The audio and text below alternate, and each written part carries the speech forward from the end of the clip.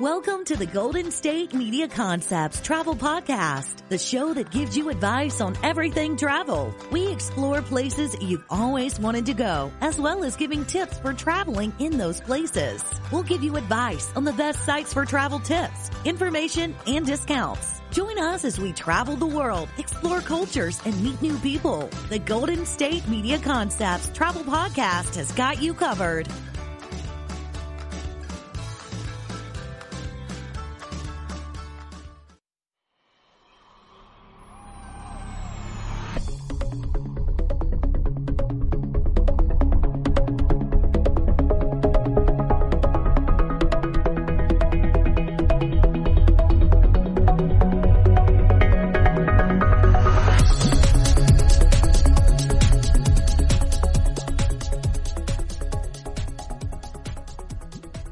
Thank you for tuning in to the GSMC Travel Podcast.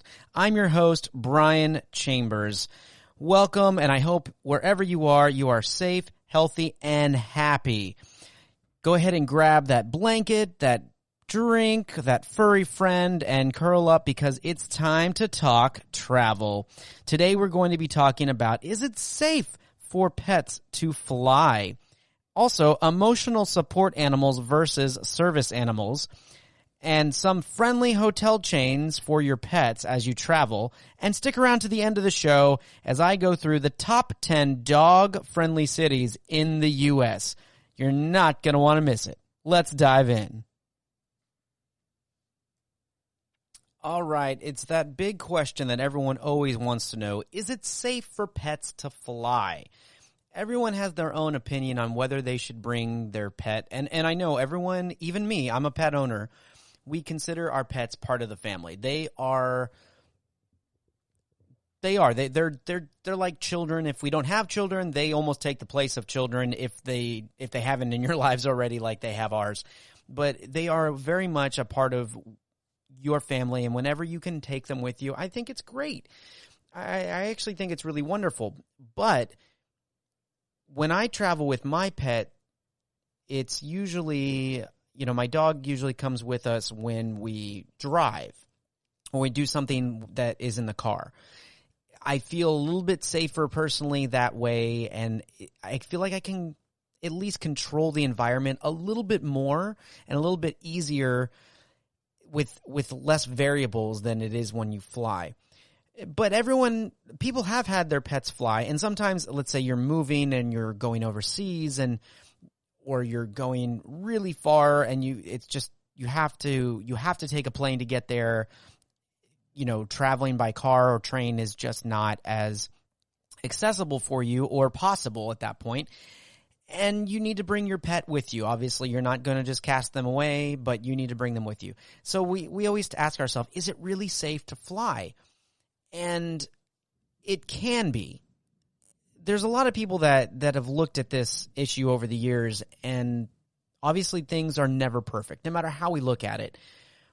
I think you can put yourself in the situation where your pet can fly safely. And I do believe that the airlines and everybody else who is taking care of your pets within the process is doing the best job that they can, or we hope that they're doing the best job that they can to make sure that you feel comfortable, and that, more importantly, that your friend and your family member, your pet, feels comfortable as they travel. And we know that airline travel and just flying in general can be very stressful sometimes, and very stressful on us, let alone your dogs. And there's a lot of things that go into it, whether I would say, is it safe for your pet to fly? In general, I think that it is and can be. My personal opinion is that I don't think that you should fly with your pet unless you absolutely have to, and it's one of those situations where you have no choice. And that's just my personal opinion. And I found an article, it was some time ago, but I found an article in the Smithsonian Magazine, and it dates back a little bit. Back in 2013 is when I found this article. And Kristen Thiessen, the director of pet care issues for the Humane Society of the United States at the time, is quoted in this article And she believes that air travel is simply too stressful for most animals, especially when they're placed in aircraft's cargo hold. And you think about that, you have to just say that, a cargo hold. And especially when we think of these animals and these our pets as our family, that's not exactly where you would want to put your pet if you think about it. And she quotes, "Flying is frightening for animals. They can sense the pressure changing and they can tell that something is happening, and that's scary. Flying is frightening if you don't know what's happening," end quote. And I tend to agree with her on this. You know, I know this article was written some time ago, but I still think that it holds true because there's only so much room in the cabins. I mean, they're trying to make space now for more leg room and things like that, but you have to pay for that. And some of the leg room that you get is just not really accessible. So even if you're not having your pet in the cargo hold and they are traveling with you in the cabin, there's still not a lot of room. And on top of that, some breeds don't really travel well. You have to really know your dog and or your cat or whatever your animal is and know that they don't always travel well. Now, I'm going to reiterate this. I don't think that you should fly with your pet. That's just my belief. I really don't believe you need to. It's a necessity. Again, in normal circumstances like a vacation, if you're coming back home, leave your pet there. That's my take on it. It's really going to make a great reunion when you come home and see their happy face or they want to cuddle with you or their tail's wagging or whatever kind of pet you have, the reaction. It tends to be a much happier experience anyway. But if you do decide you're going to fly, there are things that you should be looking at doing before your trip. Okay, I'm going to go through a couple of them. So things that you need to be able to make sure that you're doing before you travel are pretty simple and pretty common, but they're just things that we forget sometimes. So to remind you of a few things that you need to be thinking about if you are not. And again, these are, reminders. I think most people know to have them, but just in case, I'm so happy that I can share something that might trigger you to a reminder for you or to just make you aware of something that maybe you haven't been doing. So before you even travel, you want to make sure, first and foremost, that your pet and whatever animal that you have traveling with you is fit to travel.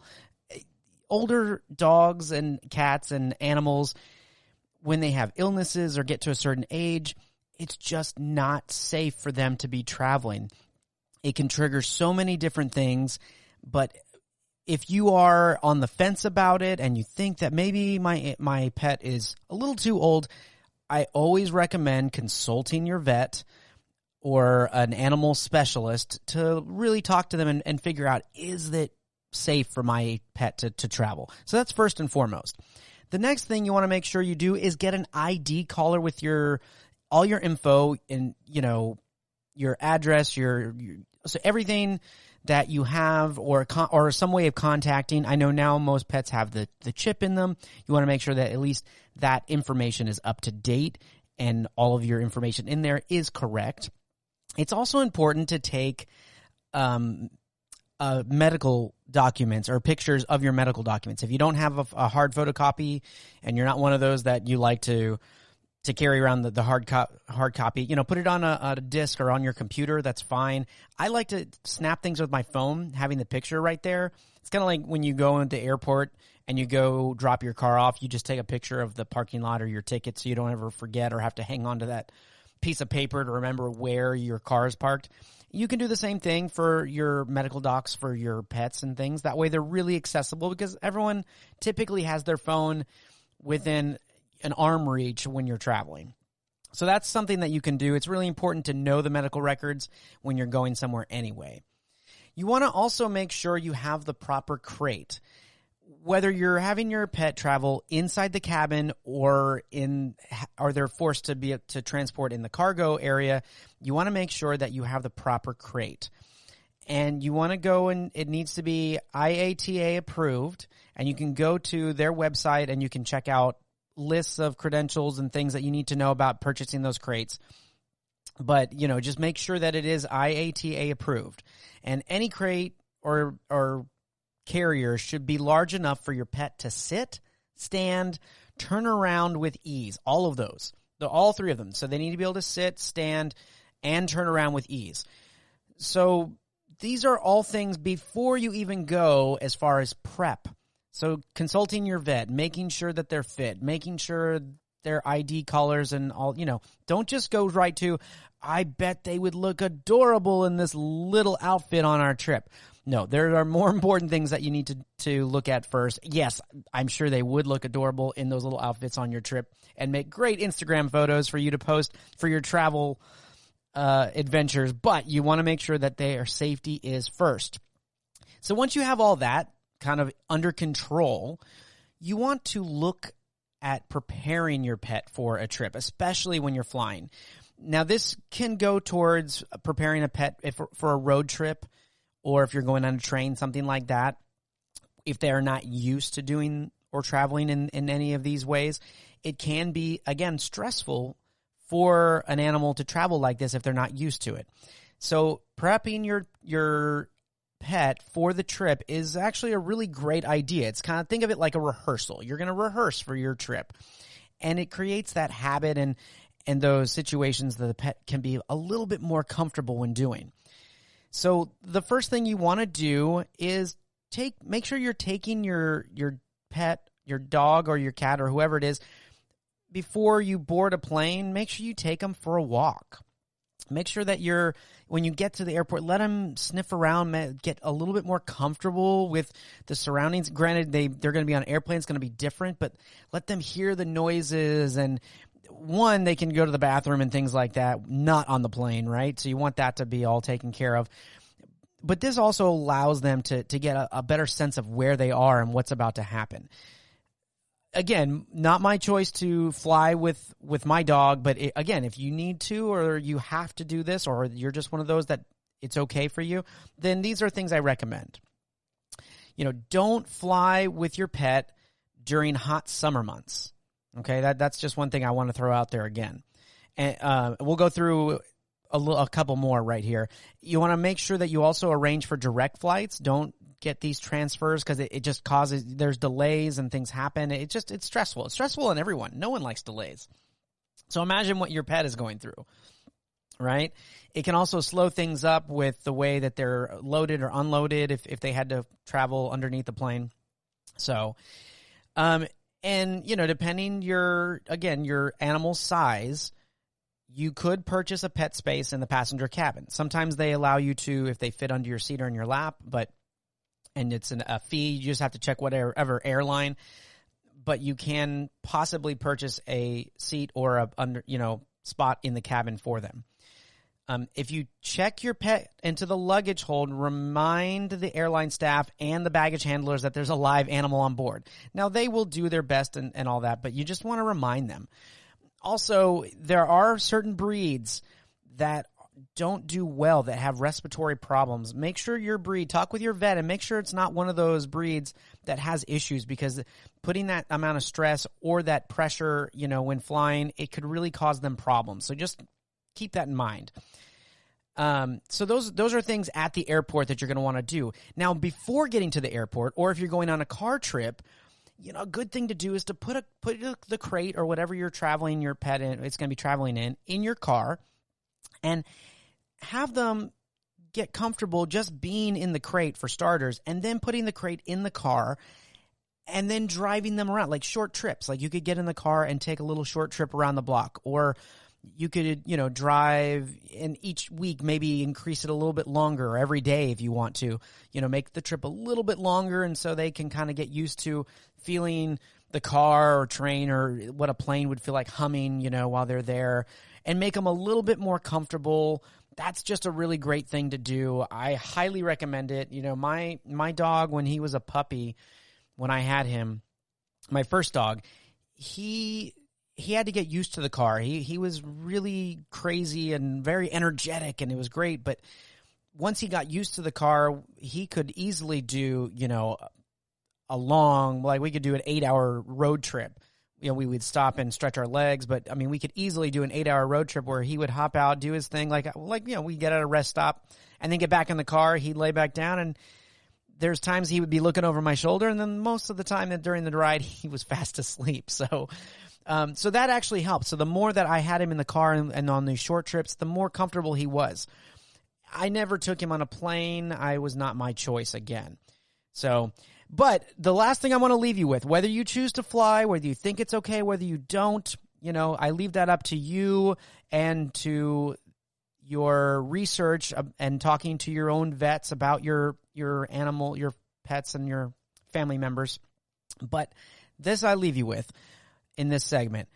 If your pet is left at home, I said this earlier, just think about how happy they're going to be when they see you. Just think of the excitement that your animal is going to see. Coming up after the break, I'll be talking about emotional support animals versus service animals. You're not going to want to miss it. Are you tired of the same old news?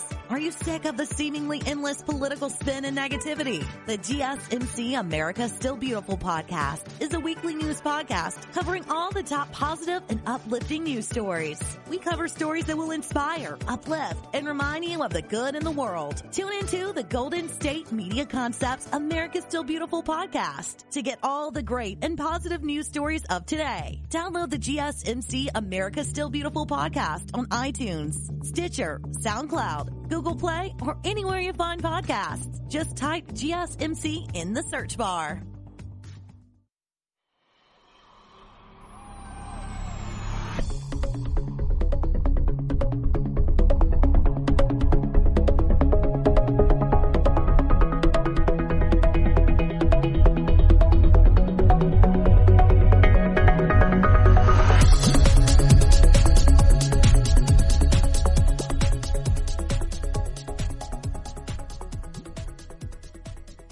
Welcome back, and thanks for staying with us. We just finished talking about whether pets should fly when we go on vacation. I personally believe that they should not. There's too many risks that are involved, in my opinion. And if your pet doesn't have to go through all that stress, then why put them there? As much as we want them to be with us, they're going to be there when you get back. So the only reason that I think you should be traveling with your pet on a plane is if you have to. But jumping a little bit, this segment, we're going to be talking about emotional support animals versus service animals. And these are animals that tend to, if not have to, travel with you on a plane or whatever service you're using. And a lot of people start thinking that they're the same thing. Emotional support animals and service animals are all the same thing. And they're not. That is a misconception, because I've been in airports and other places, and you can tell a difference, one, with the animal that they're there, just by the way the animal is behaving, personally. And emotional support animals, if you don't know, is a companion, an animal companion, which is not necessarily a work animal. And this animal provides therapeutic benefits to a person with either a medically diagnosed disability or some kind of medical condition. And the support animals do not have to be trained for their role, but medical documentation is required in order to receive the certificate that this is an emotional support animal. You can't be counted on these animals to necessarily behave in public areas. And not saying that they're not going to be well behaved in public areas or in public in general, but they don't have to be trained to do that. So that's an emotional support animal. Now, the difference, a service animal is a trained animal that performs a specific function or a job that her or his or her owner can't perform on their own due to a physical, intellectual, or emotional disability. Now, right there, the emotional disability, I think, is where people assume that an emotional support animal is the same thing as a service dog. but they're not. These dogs are trained specifically to help with those functions. And if it is an emotional disability, the dog is still trained. Now, can you get your dog trained as an emotional support animal? Yes, you can. You can get your dog trained. And once you've gone through the proper steps for that, you can get the documentation saying that they're trained and they've been tested and things like that. But they move into the category of a service animal at that point, not a emotional support animal. And a lot of people I've seen over the years have started bringing animals on the plane. One, either they paid for a seat and just wanted their dog with them. And then others, they would use it because emotional support animals and service animals do not have to pay for, if they're approved, do not have to pay for a plane ticket or a flight, right? They come on as free, as their service to you. They help with whatever condition that person has. It's like saying someone, if they don't have a wheelchair, if they use a wheelchair, that you can't bring the wheelchair with you. It's like, no, that's not how it works. So that's why these animals are allowed or have been allowed to come on once approved and fly free. And I think people were starting to take advantage of that a little bit. There was years ago when ABC did a whole story on this, and they actually had someone go undercover and start bringing animals and seeing what the process would be and how easy it was to do it. And then they just started getting a little bit more ridiculous with the animals. Started with a dog, then went to a rabbit, then a hedgehog, and they started just getting a little bit more ridiculous with some of the animals. And there becomes a line, but now it's getting a little stricter in 2020. We're getting a little more strict, and the airlines are getting stricter about what constitutes an emotional support animal. And I was a little surprised to actually see that a small horse, a miniature horse, can be considered like a large dog as an emotional support level. Even in today's, if approved, that is a possibility of that being there. And I'm not saying that emotional support is not needed, because you can't tell someone that they don't have a condition, right? I mean, depression, anxiety, not being able to sleep, PTSD, those are all real things. They're all real things. And if an animal can help you cope with that, then I think that's amazing. But there are certain steps that you have to make sure that you do before being able to just say, oh, I'm going to take my pet for free on the flight, right? That's not what it is. It's not to be taken advantage of, because there are real people out there that have conditions that these animals are really utilizing and helping with them cope with these things. Now, one thing you're going to want to do is get an ESA letter. That's an emotional support animal letter, right? And you're going to want to go and register your animal. Okay, you're going to want to register them, and you're going to also want to contact the airlines. Once you have all the documentation and you have letters from, if you have your doctor, usually helpful to have a letter from your doctor. As much documentation as you can get, it allows the airline to understand your need for it. So I really implore you to look, when you're looking into that, to make sure you have as much documentation that you are one, have to have, because there are requirements, and two, the extra that you can have. Now, I know not everyone wants to share everything about their life and things like that, but just as long as you can have the minimum enough to show that this is needed for a real reason, then you should be fine. And again, if you have a service animal, if you require that, there are processes that you have to go through as well. So make sure that you contact the airline ahead of time. Don't just show up and assume that it's not going to be an issue. And it won't, but at the same time, you're going to have less hoops to jump through if you contact them in advance. So notice the difference being, though, an emotional support animal, you'll need advance notice, and approval is required to bring the animal with you. Okay, it has to get required, like it has to get approval before you can bring it with you. Just because you let them know in advance doesn't mean that they automatically are going to let you on.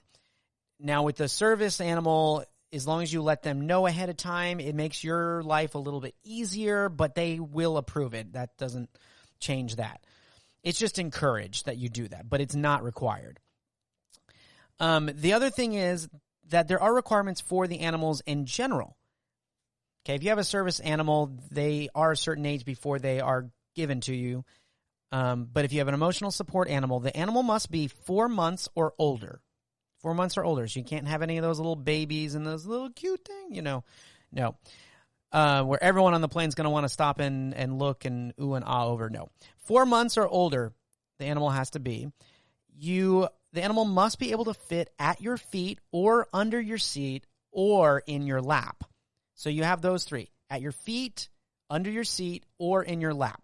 So if it is too large, then you might have to have the animal, might not be able to bring the animal with you, or you might have to have them put in the cargo area, but that defeats the purpose of having your emotional support animal with you, right? You want to make sure that you have a medical, mental, professional health form all figured out. Your vet health form needs to be, you need to go from your vet. You need to make sure you have those health forms, vaccination records, and they need to be current with their rabies. All that information you're going to need to have with you and have done prior to your trip. And then you're going to also need to get, for an emotional support animal, a confirmation of animal behavior form. And these are forms that you can go online and find. Those are all things that you're going to have to do. So there's a lot. You can't just show up with your animal and claim that they are your support and your emotional support and it to be okay. And it's not that you don't want to deny someone of that or say, well, I don't believe you. But there are people that try to take advantage of the situation, and that's the unfortunate thing. The other reason for all of these, you have to think about the airlines that you're traveling with. When there's not enough preparation and something actually goes wrong and happens, then it becomes a bigger issue. Then you have legal issues that happen and other people reacting. There was a story I read about a guy who came onto a plane and he was sitting in the middle seat, and the person on the aisle or the end had their emotional support dog with them. And the dog it was starting to growl when he was around, when he got into his seat. And throughout the flight, there was every so often the dog would kind of growl at him. And so it wasn't, and not that this necessarily, I'm not saying the dog was a bad dog or it was a bad owner, but the temperament of the dog was a little off or something. And at one point in the flight, and I wasn't there obviously, but in the story, he claims that the dog came at him. Now, he had to have stitches, and the dog did come at him, but as to what actually transpired, I'm not quite sure. But it caused an incident, and regardless of what side you're on with that, you don't want to be involved with that. And I think you need to make sure that you're thinking about your needs as well as the well-being of others that you're putting in that situation. Okay, if you know you have a hard time flying and you have to have an emotional support dog, maybe you don't fly. Maybe you look at a train, or maybe you look at renting a car and going traveling that way, and that's always an option to do. Just think about that before you get into those situations, because I think that it's great, but unfortunately we have people that do take advantage of the situation, and as travel becomes bigger and bigger and more accessible to everyone in different parts of the world, there's options for more people to it's basically opening the floodgates a little bit. You have to be able to sift through what's needed and who's just trying to get a free ticket for their animal and not have to pay those charges. Whether I needed an emotional support animal or not, I would actually be a little bit stressed out. I mean, it'd be great if I had that, my pup with me and they were making me calm and it was great. But at one point depending how long the trip is, if it was a longer flight, I would actually get a little more stressed out, I feel, thinking about the well-being of my dog. Are their ears hurting? Is the pressure of the plane? Are they, I don't want them to go to the bathroom anywhere. I don't want anything to happen, things like that. Because you think about that. You have to have those things in mind when you're traveling with your pet, especially on the plane. Now, let's say you just buy a seat for it and it's not an emotional support animal or a service animal, you don't want your dog just walking up and down the aisle, urinating or using the bathroom or defecating, along the plane. That becomes a health issue at that point. And now you're putting more people in that situation that you shouldn't.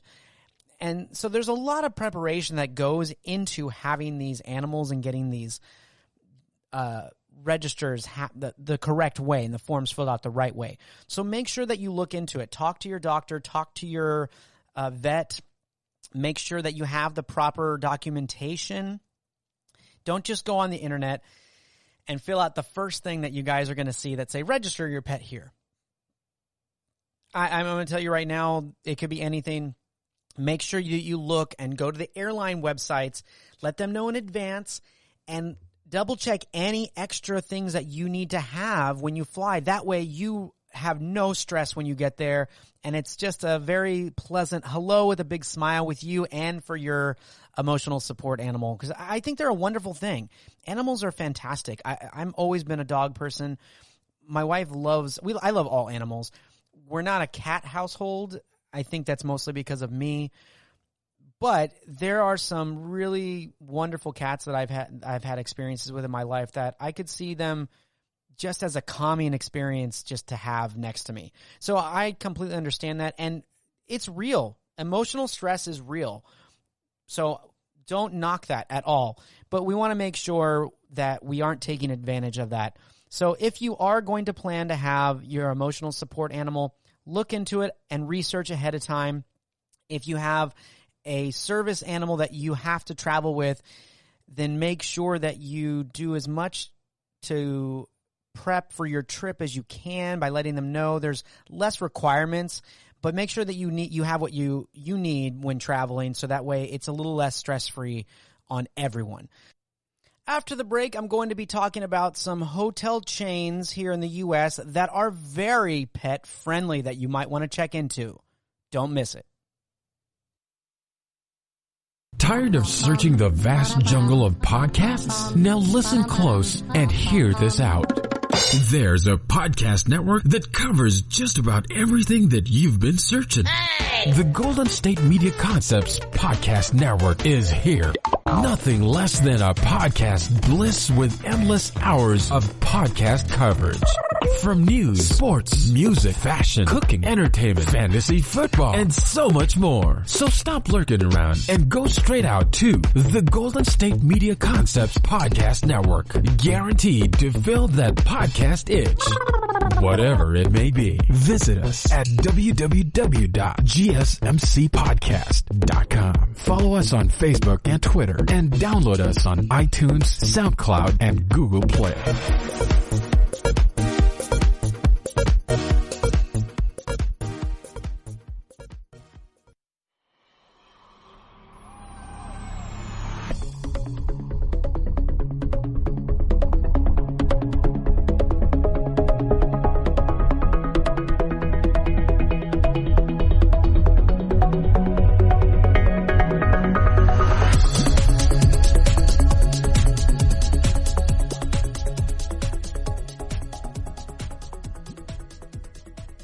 Welcome back. We were just talking about emotional support animals versus service animals.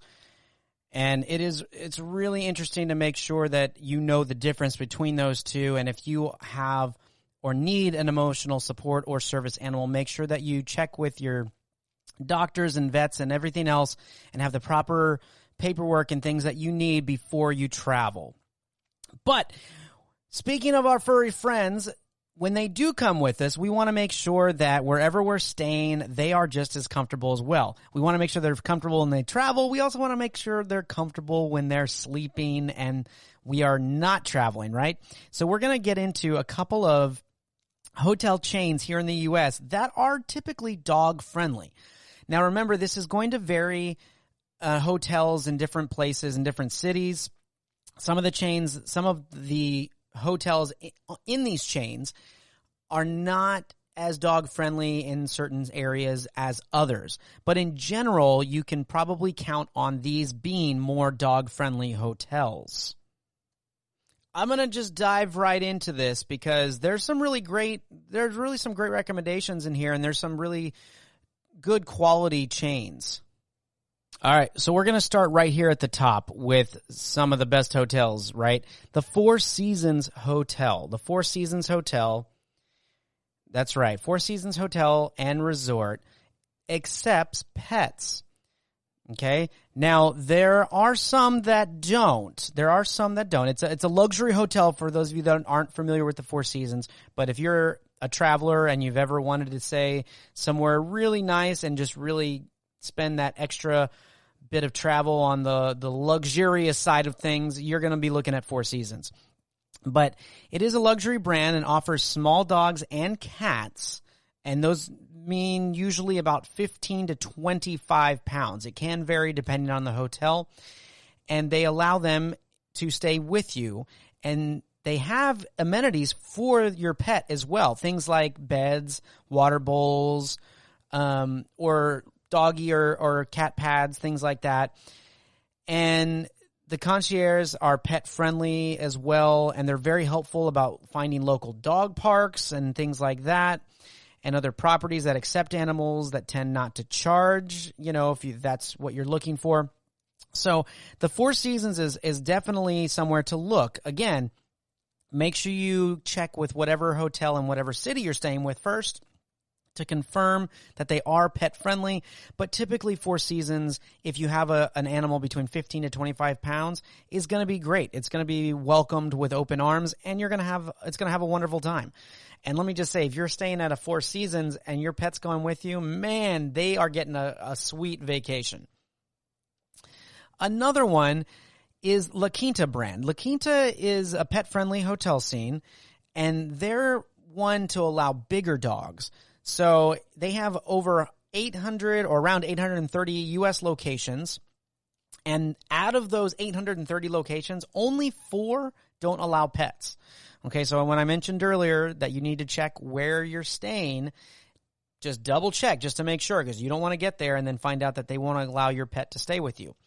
But only 4 that we're aware of at this point are not pet friendly, and that for La Quinta, and that is San Antonio Conference Medical Center. That's the first one. Manhattan and Queens, New York, La Quintas. That's another one. And Monterey, California. So the Monterey, California, the Manhattan and Queens, New York hotels, and the San Antonio Conference Medical Center. They don't allow pets at all, but most La Quintas, except for those 4, or if not all the La Quintas, will allow up to 2 dogs or cats per room at no extra charge. And yes, you heard me right, at no extra charge. So if you're looking to stay somewhere and you have your furry friend and you don't want to shell out an extra bit of money just to have them stay with you, whether it's a road trip or you're staying somewhere, you're going to that family reunion and you want them to be there with you to, break the ice with all the relatives, you can stay at a La Quinta and it will not cost you anything. So I think that's pretty incredible. I think that's great. Another great hotel chain that you want to look into if you're traveling with your furry friend is the Fairmont Hotels and Resorts.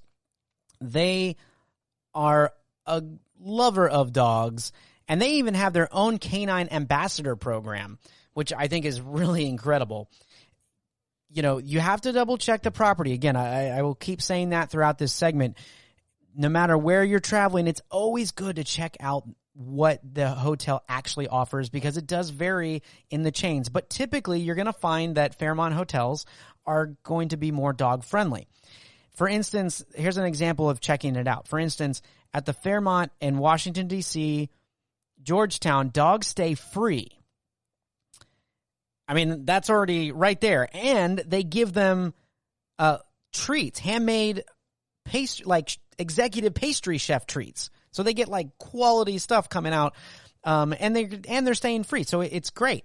But you look at other places, like the Battery Wharf in Boston, which is a Fairmont hotel. Pets under 25 pounds cost $25 and receive a pet bed, food, and water bowls. So it just really depends on where you're going. So just, again, it's always best to kind of check it out.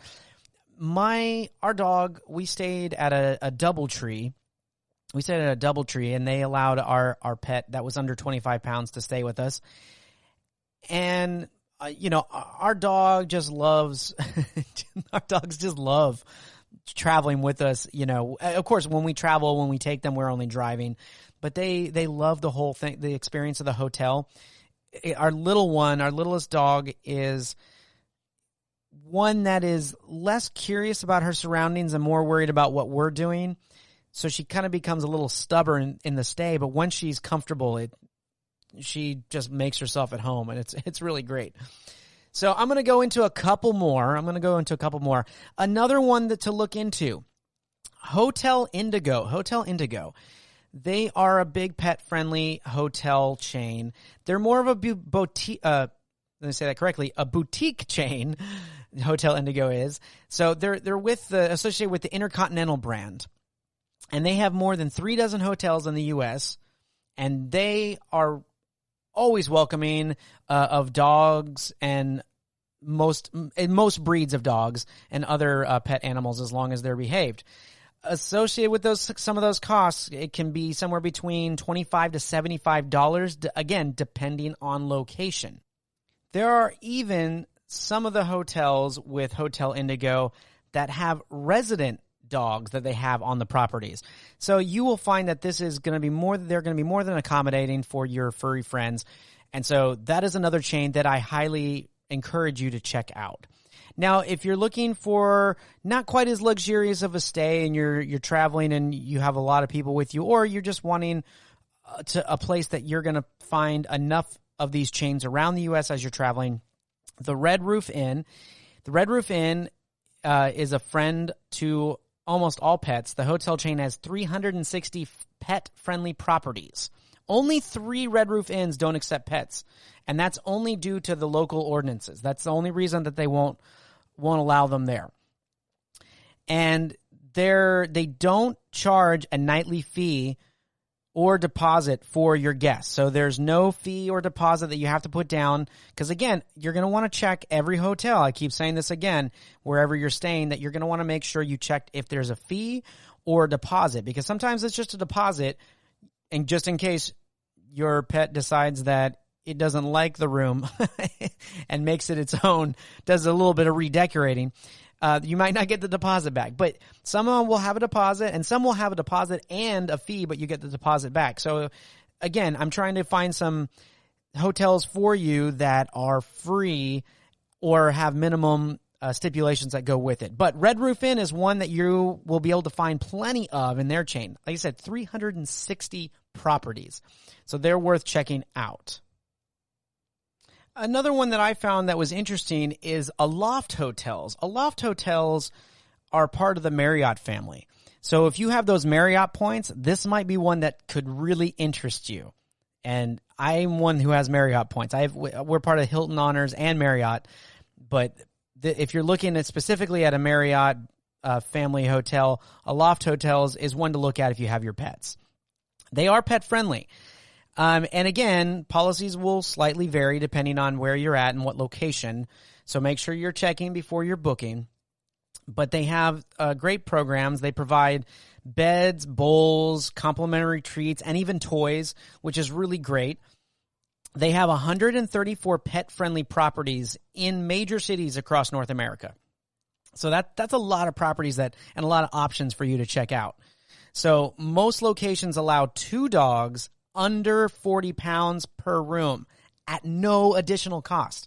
Right there, bam, no additional cost. And if you have more than 1 dog, and it's Marriott, so you're getting to use those Marriott points, you got both your dogs with you, and it's not costing you a thing, this is going to be something or a hotel that you're going to want to look at. So you're going to want to check into Aloft Hotels on your trip and stay.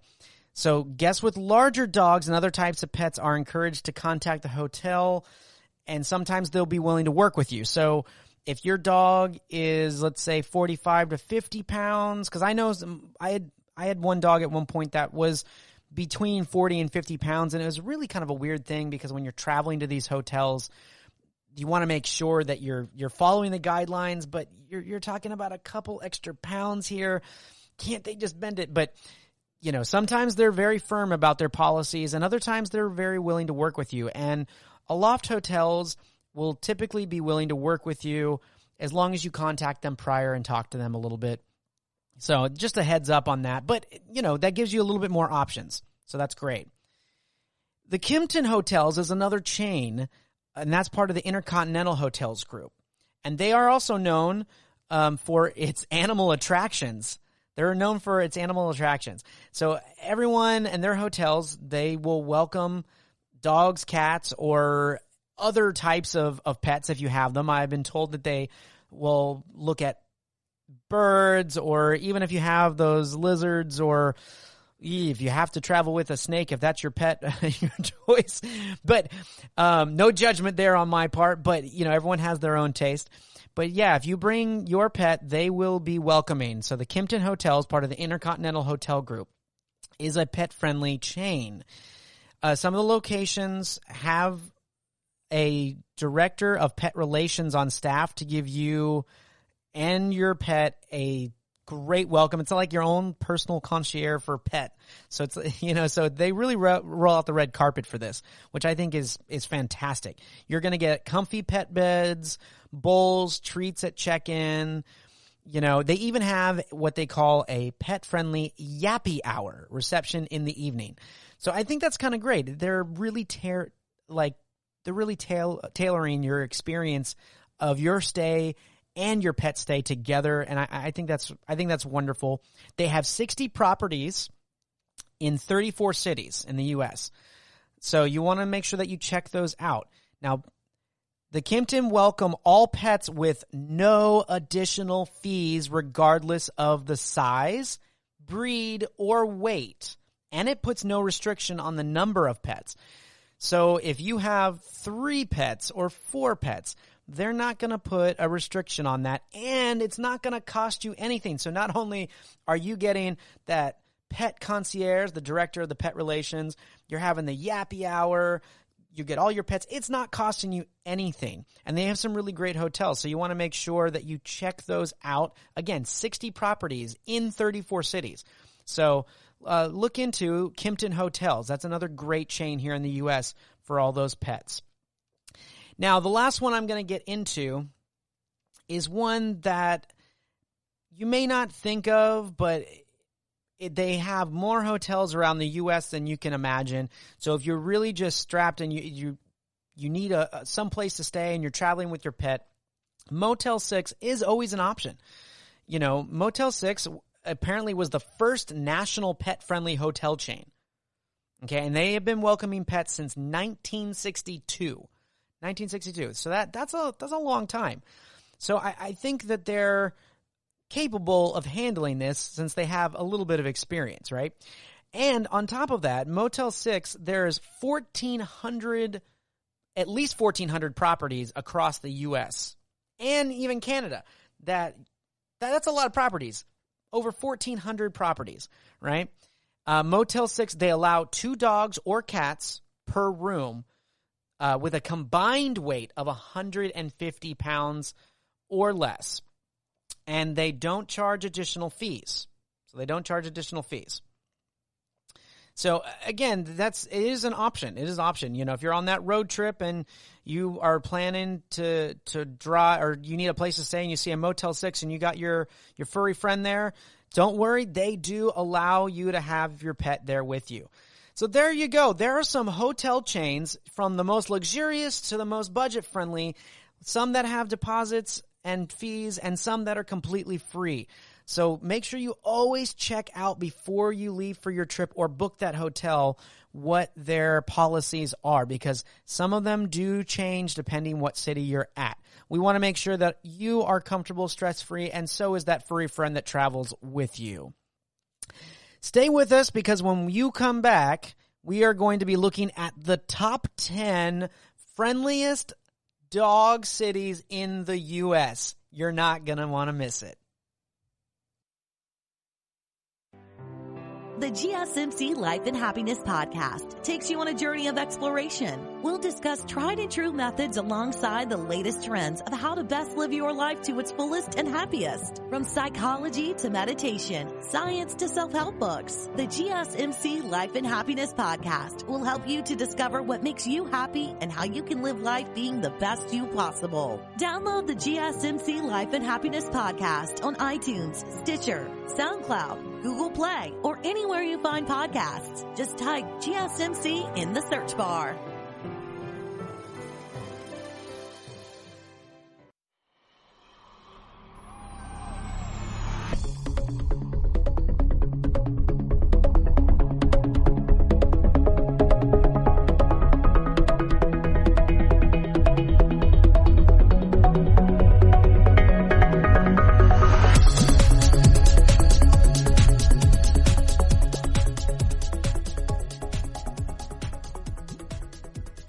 Welcome back. We were just talking about pet-friendly hotels that you can stay at throughout the U.S. if you are traveling with your furry friend, and lots of great recommendations in there.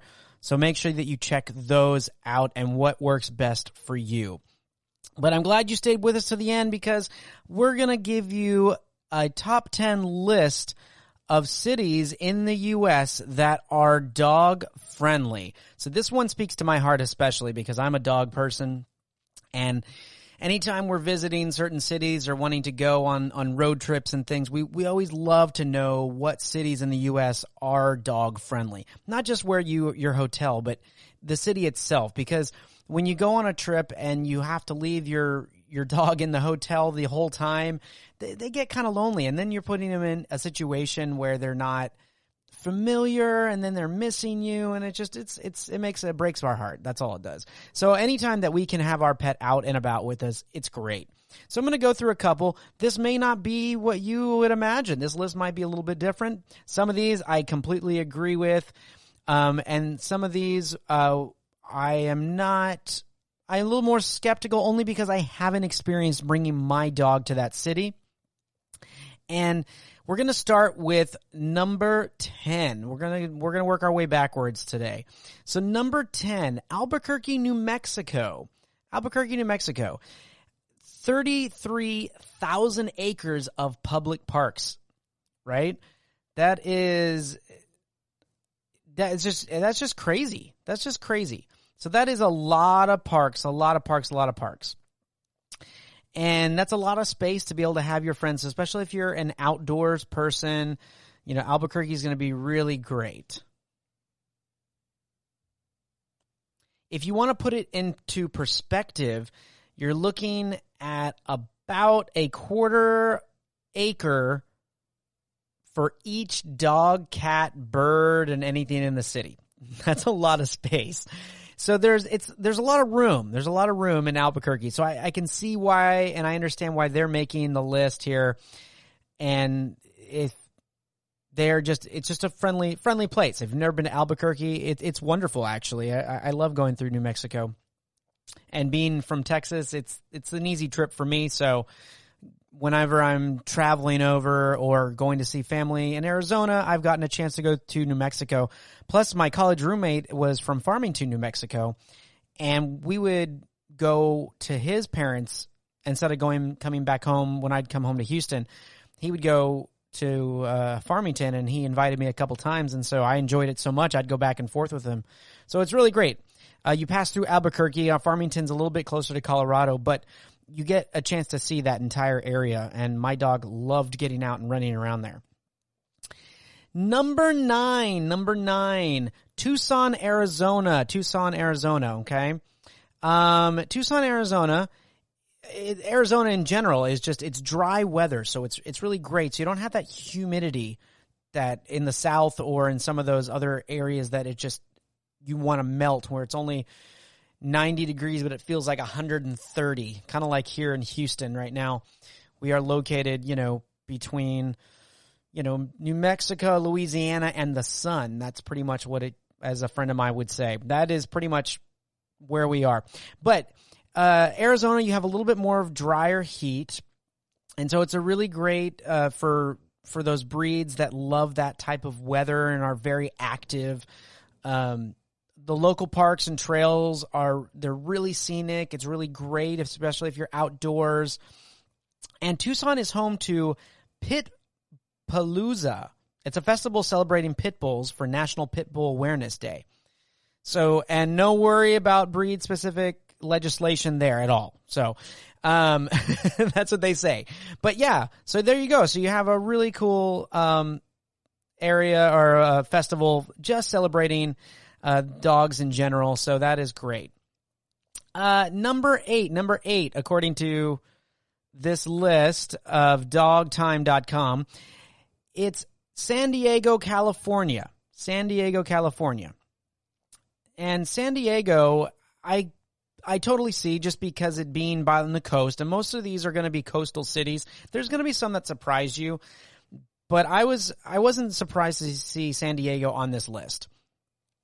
In home, it's in fact considered a surf dog. They have what's called the annual Surf Dog Surfathon. I'll make sure I said that right. It's home to the annual Surf Dog Surfathon. That's right. And restaurants have patios where pups can join their owners. So it's very welcoming. So if you have that you like that beach vibe and you're right there on the water and you just want to go and eat. I mean, when the weather's that gorgeous, you don't want to go inside anyway. So it's wonderful that they allow dog owners to dine while their pet is with them on outdoor patios and things like that.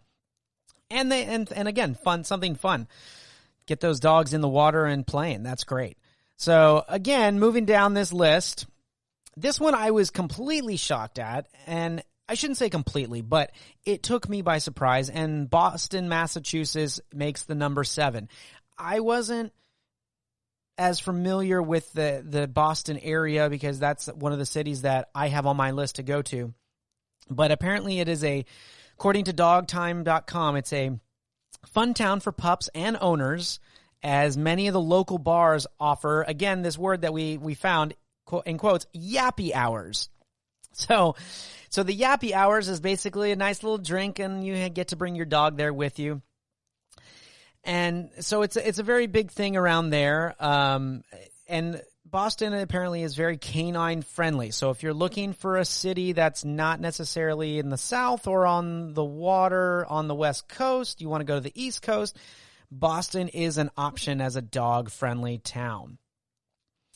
Now, another one that I looked at, and I found this, and this was on a different source that I was looking at. This compared the pet budget ranking with the pet health and wellness ranking, as well as the outdoor friendliness of this. And so I put this as my number 6. I put this one as my number 6, and this was kind of based on some of the research that I've done. And I'm going to say that mine is Seattle, Washington. Now, Seattle is ranked number 7 in pet health and wellness and 11th in pet friendliness, like outdoor friendliness and things like that. So they're definitely in a top 10. You may agree with them being higher or lower, whichever. That's fine. I put them right here at number 6. They're just, it's Seattle. The weather's really kind of gorgeous. Some people would put them a little bit higher. You know, it's considered to be a complete people-person city, dog-friendly city.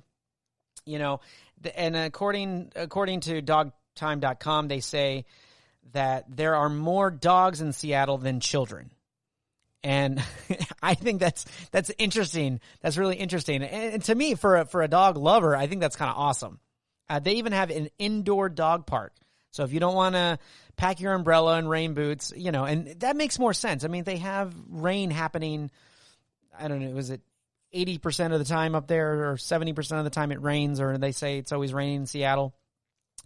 That Tom Hanks movie, Sleepless in Seattle, is now flashing in my head. But it makes sense for them to have an indoor dog park up there. And so that's great. It's just another amenity to have.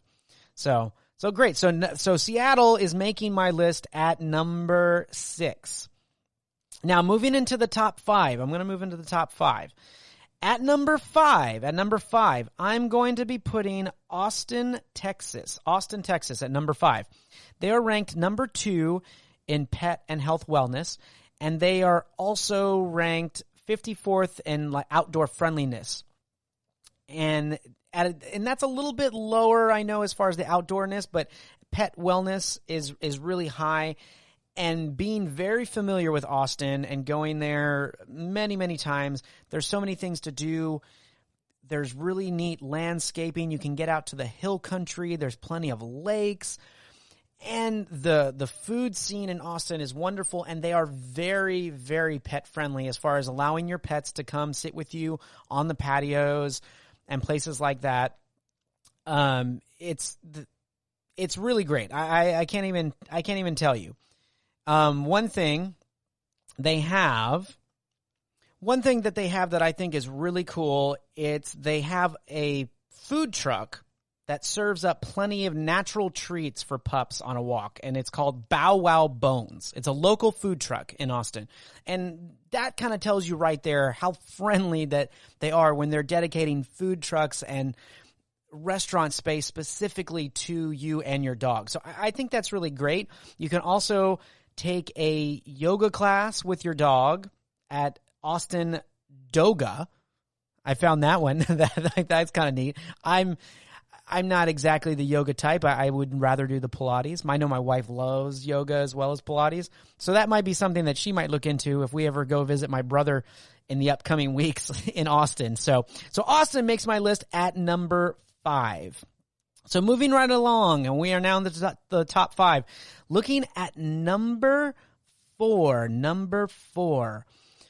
I am going to give some extra love to Scottsdale, Arizona. They are ranked number 1 in pet health and wellness, as well as number 6 in outdoor friendliness.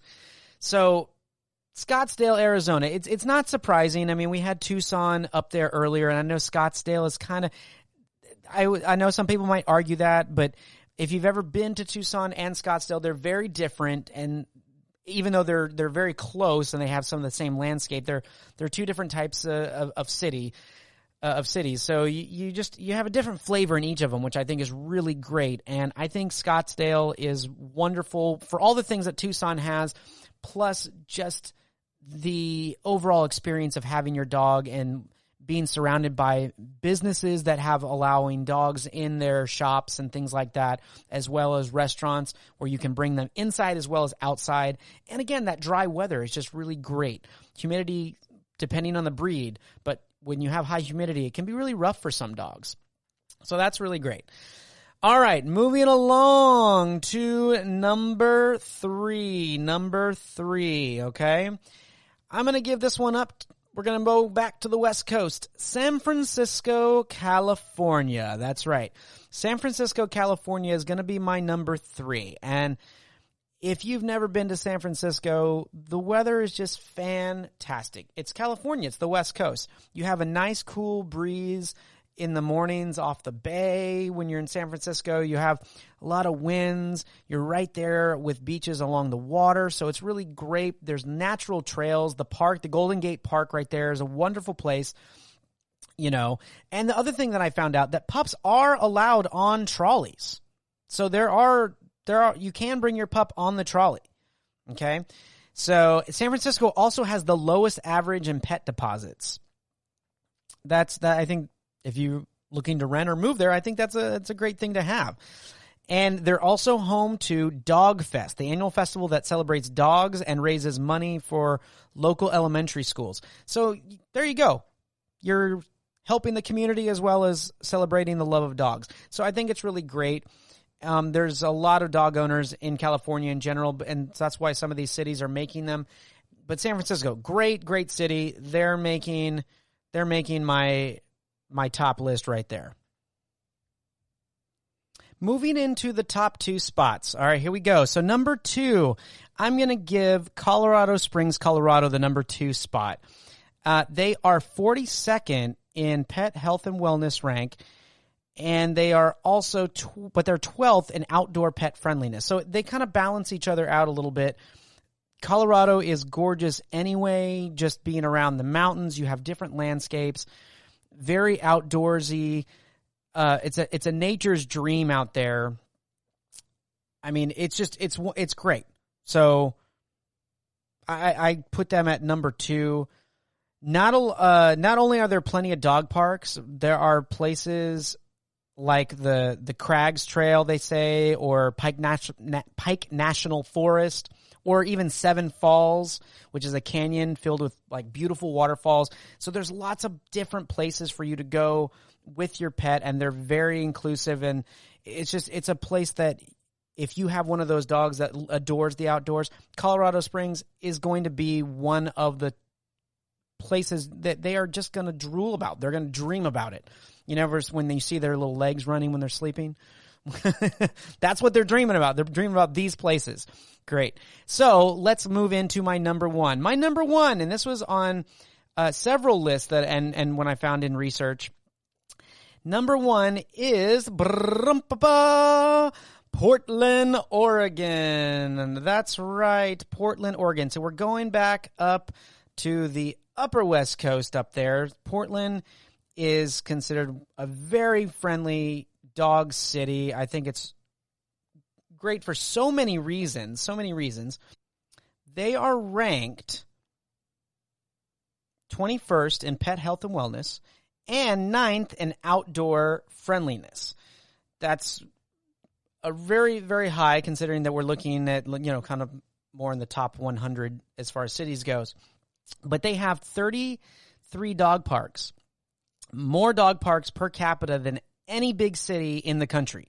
That's pretty amazing. I mean, that is another reason why Portland makes the number 1 in this list, and many people's lists, actually. It has its own social network for dog lovers. I mean, now these days, who doesn't have a social network for dog lovers? And it's also, I found out, home to the Lucky Labrador Brewing Company. For all you beer lovers out there, there you go. The Lucky Labrador Brewing Company, where you can have a beer and hang out with your dog at the same time.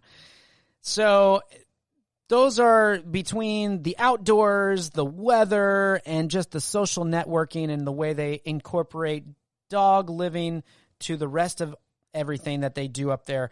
I give Portland, Oregon, my number 1, and many other people give them the number 1 of cities that are dog friendly. So there you go, guys. There's my list. I hope you have been inspired to take a trip this year or look to start planning one. It's never too late to start traveling. It can open our eyes to new experiences, even unlock things about our lives that we never knew. I believe everyone should travel and explore more of what this world has to offer. It can give us an appreciation and love for so many things. So let's get traveling. You've been listening to the Golden State Media Concepts Travel Podcast, part of the GSMC Podcast Network. You can find this show and others like it at www.gsmcpodcast.com. Download our podcast on iTunes, Stitcher, SoundCloud, Google Play, or anywhere you find podcasts. Just type in GSMC to find all of our shows from the GSMC Podcast Network. From travel to health and wellness to entertainment and life and happiness to sex and relationships. You can also follow us on Twitter and Facebook. Thank you, and we hope you have enjoyed today's episode of the Golden State Media Concepts Travel Podcast.